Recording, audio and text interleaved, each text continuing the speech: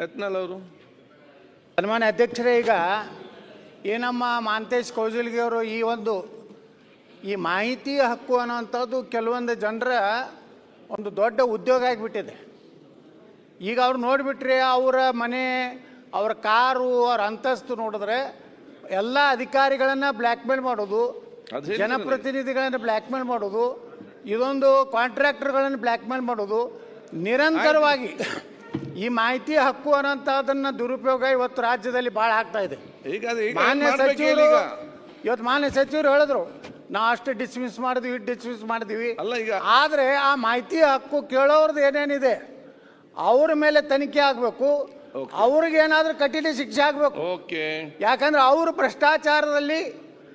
ಭ್ರಷ್ಟಾಚಾರ ಮಾಡೋದಕ್ಕೆ ಈ ಮಾಹಿತಿ ಹಕ್ಕು ಕಾಯ್ದೆಯನ್ನ ದುರುಪಯೋಗ ಮಾಡ್ಕೋತಾ ಇದ್ದಾರೆ.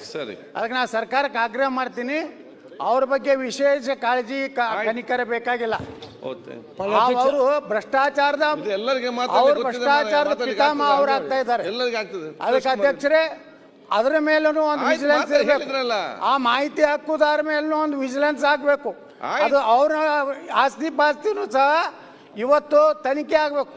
ಅಂದಾಗ ಅವ್ರು ನಿಜವಾಗಿ ಮಾಹಿತಿ ಹಕ್ಕುದಾರರು ಅಥವಾ ಸರ್ಕಾರವನ್ನ, ಅಧಿಕಾರಿಗಳನ್ನ, ರಾಜಕಾರಣಿಗಳನ್ನ ಬ್ಲ್ಯಾಕ್ ಮೇಲ್ ಮಾಡುವಂತ ಮಾಹಿತಿ ಹಕ್ಕುದಾರರು ಬಹಳ ಆಗಿದ್ದಾರೆ.